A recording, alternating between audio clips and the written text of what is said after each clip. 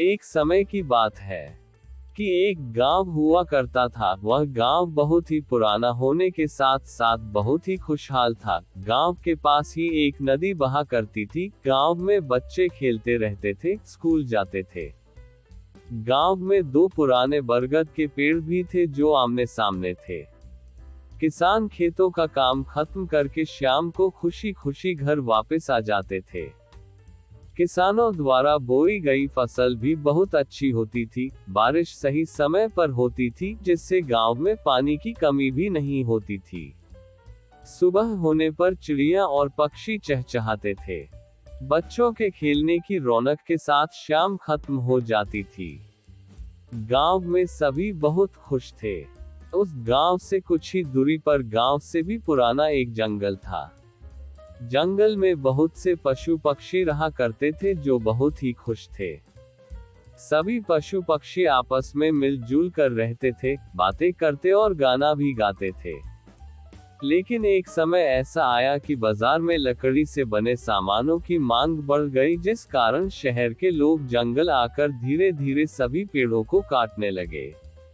एक दिन उनके पास गांव जा एक बुजुर्ग व्यक्ति आया और कहने लगा, अरे तुम ये क्या कर रहे हो? अगर तुम ये पेड़ काटोगे तो बहुत बुरा समय आएगा। बस इतना कहकर वह व्यक्ति वहां से चला गया। पेड़ काटने वालों ने उसकी बात नहीं मानी और एक दिन ऐसा आया कि जंगल के सभी पेड़ खत्म हो गए। गर्मी का समय आ गया। गर्मी से बचने के लिए किसी भी पशु पक्षी को छांव नहीं मिलती थी। गांव के पास बहने वाली नदी धीरे धीरे सूख गई। पशु पक्षियों को प्यास बुझाने के लिए पानी नहीं मिलता था। ऊपर से सूरज भी बहुत अधिक चमकने लग गया था। किसानों को खेतों में पानी नहीं मिल रहा था, जिससे फसल सूखने लग गई थी। सभी पशु पक्षी और गांव में रहने वाले सभी लोग बारिश के लिए भगवान से प्रार्थना करते। मेढक बोलते।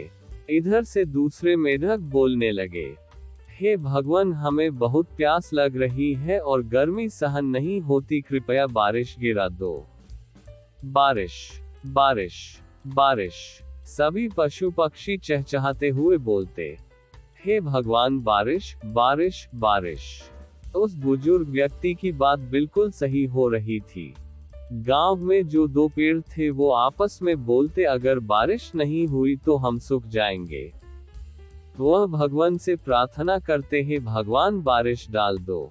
जब सूरज का चेहरा बहुत अधिक चमकने लगा और गर्मी बढ़ गई, तब गांव के सभी लोगों ने इकट्ठा होकर प्रार्थना की, हे भगवान बारिश डाल दो। सभी लोग सच्चे मन से भगवान से प्रार्थना करने लगे। एक दिन भगवान से गांव के सभी लोगों की प्रार्थना सुनी और देखते ही देखते आसमान में काले बादल आने लगे। कुछ समय बाद बहुत तेज बारिश होने लगी। फसलें फिर से लहरा उठी। पशु पक्षी बारिश में खुशी से नाचने लगे। नदी में फिर से पानी आ गया। गांव के लोग फिर से खुशहाल रहने लगे। बारिश खत्म होने पर उस गांव में भगवान प्रकट हुए और गांव वालों से कहा, अगर तुम अपने गांव में इसी तरह की खुशहाली चाहते हो तो अपने गांव में अधिक से अधिक पेड़ लगाओ, फिर तुम्हारे गांव में सूखा कभी नहीं पड़ेगा। बस गांव के सभी लोगों और बच्चों गांव के आसपास पेड़ लगाने शुरू कर दिए। गांव में पेड़ बड़े बड़े हो गए और फिर से गांव खुशहाल हो गया।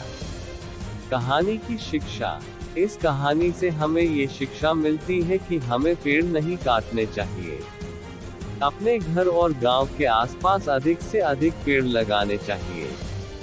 अगर आपको मेरे द्वारा लिखी गई बच्चों की कहानी पसंद आई हो तो इसे अपने मित्रों के साथ शेयर करें। किसी भी सवाल के लिए आप हमें कमेंट कर सकते हैं।